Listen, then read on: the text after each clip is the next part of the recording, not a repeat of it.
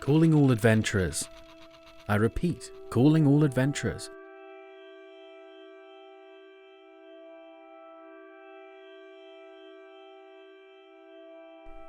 Some news and potential job opportunities came through that may interest you, so listen up. We have reports that there's been another bear attack in the southeastern town of Thallow. The town's guards have slain the creature, but authorities are currently looking to hire a team to get out there and figure out what's going on. This is the second attack this week, so something bigger may be at play there. Bears can be trouble if you aren't careful, so remember, don't run, edge away slowly. Otherwise, any parties near the town of Dunwison, out past the Yellow Fens, may want to check in with them. A floating orb decorated with what appears to be a large iris and pupil at its centre has been spotted meandering around the streets in the late evenings. There have been several eyewitness reports, but attempts at peaceful communications have not yet been successful. If anyone in Dunwison is listening, keep trying. In my experience, most mysterious floating eyes are just friends you haven't met yet. In other news, the fast-growing Church of the Most Holy in the eastern city of Solemn has recently denounced claims that they made up their god for money. Despite their adamant refusal to explain who or what the Most Holy actually is, they have assured their detractors that those who believe will be saved. And trust us, you want to be saved. The church is currently offering a save 2 souls for the price of 1 deal in this trying time. Research performed by the Sistian Institute of Study has shown that, statistically, 80% of adventuring parties form in taverns. The study also found that 90% of those party members had no prior knowledge of each other up until that point, but still agreed on fighting monsters together that same evening. Now, I've gotten requests from a few of my listeners saying they want me to speak on some of my experiences, maybe share some wisdom. This is as good a time as any, so I'll give it a go. Let me tell you the story of how I left the quiet little village of my birth, met the first member of what would become a pretty famous adventuring party that many of you may know of, and if you like the story, maybe I'll keep telling it next time. I guess there's no better place to start than the beginning.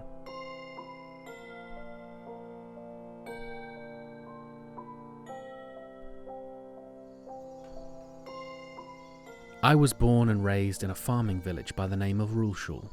Located between rolling hills of verdant meadows with rivers running through it like veins, the area was peaceful and quiet.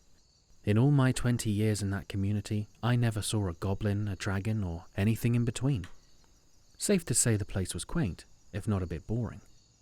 I grew up there with my family. My father left shortly after I'd seen my 8th winter, and my mother tried her best. Growing up, I was a troublemaker and found myself neck-deep in nonsense more often than not, running around, climbing trees, stealing apples, and sword-fighting friends with leaf-stripped tree branches. I was the opposite of my older brother. Benji was handsome and a hard worker, popular with a lot of the village girls too, but would do anything for a quiet life. He took over the local blacksmiths and made great use of himself to the village. Of the two of us, everyone knew it was my time in the village that wouldn't last forever. I had my sights set on adventure. Something to be said about younger siblings there, I'm sure.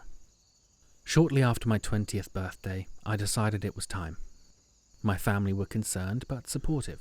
They knew all too well how village life could be, and that I never really fit in with it all. The small community mindset had begun to frustrate me. I was living in a culture that did everything a certain way, just because that's how it had always been done, where tradition was somehow the enemy of progress. I didn't hate the people or the place.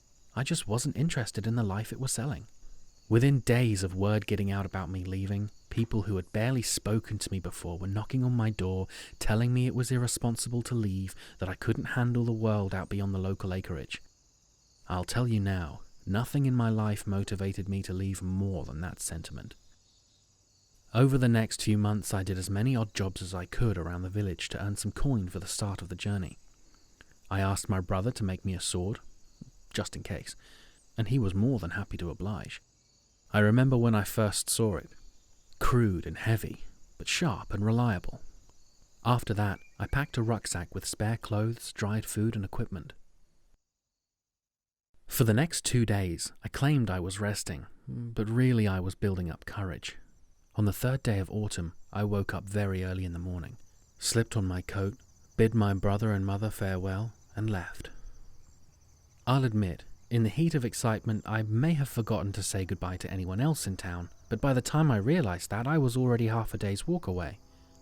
Besides, I was planning on returning in a few months anyway.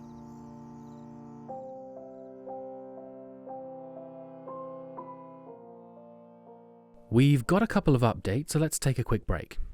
We've had a few reports of a bizarre incident that occurred in the northern city of Ardros a few days ago. A small group of adventurers were passing through the city when a member of their team attacked a local merchant for seemingly no reason. Witnesses claim that, when the rest of the party questioned his sanity, this person, clad in black leather armor and a cloak, responded in furious surprise at their questions. As the attacker was being dragged away by the city guards, they kept screaming, "It says I'm like this on my character sheet." No one knows the meaning of his cryptic protests. If I can offer any advice, don't lose your mind and attack civilians. It gives adventurers a bad rep, and you'll likely wind up behind bars, or dead as a result. In other news, an issue has arisen in the town of Othen, in the Kuvol region. Reports state that it is some kind of undead outbreak. Any sellswords in that area might want to take a look and sort that out. Mayor Devane has apologized for the inconvenience in a statement delivered by an owl.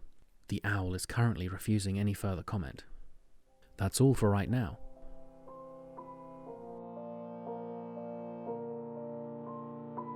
Let's get back to the story. Where was I? Oh yes. I was on the road, and by this point I'd been walking for a few days. It was early in the evening, but late in the year, and a chill was beginning to set in. Orange leaves covered the road, the sun was setting, and I was in good enough spirits, but tired. I wanted a warm drink and a hot fire to rest beside. I began looking for any settlement on the way. Before long, I stumbled upon a large town called Greywall. It seemed nice enough, so I asked a local where to find the nearest tavern. He pointed at an old establishment a few streets down, the Golden Stag. I went to pay it a visit. It had a fancy name, but it wasn't anything to look at. Made from old grey bricks, the building hung off the two beside it like a drunk being carried home by sober friends.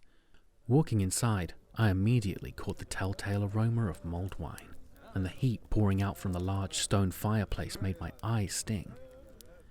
Many of the locals had stopped in for a few rounds, and the place was busy.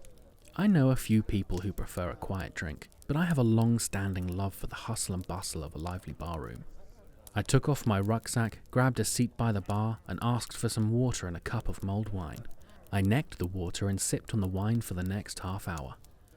I was relaxing, eavesdropping on strangers, when someone else sat up at the bar close to me. An elf, dressed in a green and brown tunic. A long, dark green hooded cloak hung from her shoulders. I was in awe for a moment.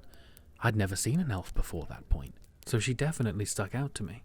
I could only see parts of her pale face, a sharp jawline and nose, with dark brown eyes and hair. Without really thinking, I introduced myself with an outstretched hand and my name. She seemed surprised by my forthrightness at first, but she shook my hand and gave her name in return. Valuina Amaris. A unique name, I thought. For a while, we sat in silence. I was beginning to think the moment would go on forever when she finally spoke again. What brings you to these parts?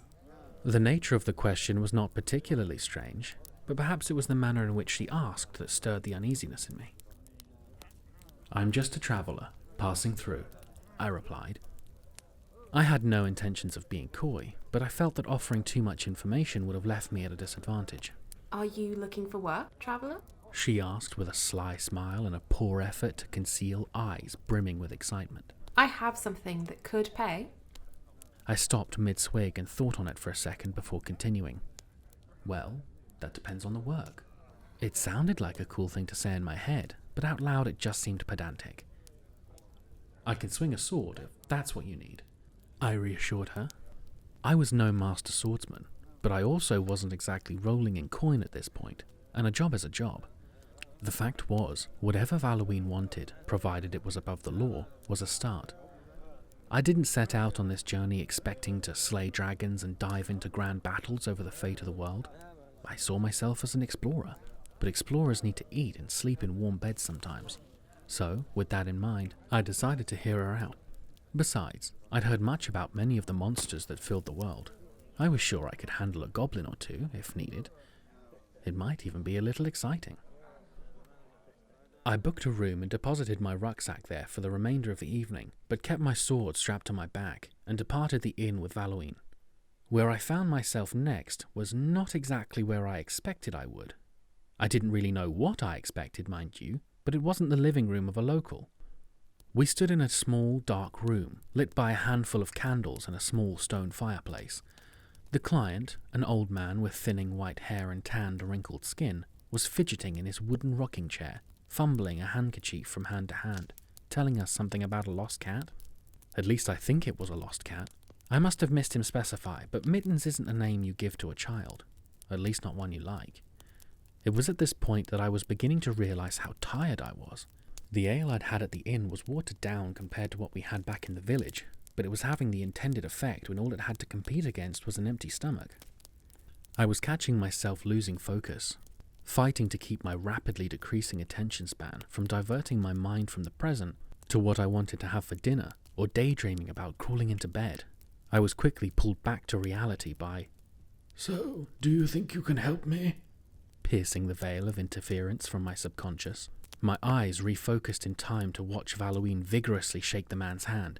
Absolutely, good sir, you have my word. We will retrieve your feline friend post-haste. That was it? The job she was on about was cat retrieval?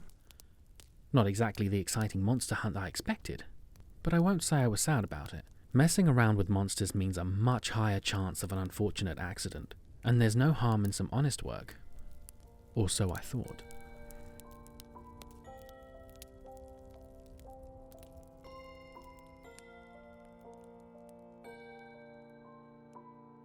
Well, let's call it there for this session. There's still a lot to go over just regarding my first job, so if you listeners enjoyed it, maybe I'll keep going next time. For now, however, the sun has long since set. I hope the story has soothed your mind and helped you unwind. Don't forget to tell your friends and fellow heroes about us here at the Tower Array. Be sure to teach them how to make one of our receiver boxes and have them listen in too. The bigger this web of connections, the more information we can share with it. Till next time, keep your wits about you, adventurers. Rest well, and good hunting.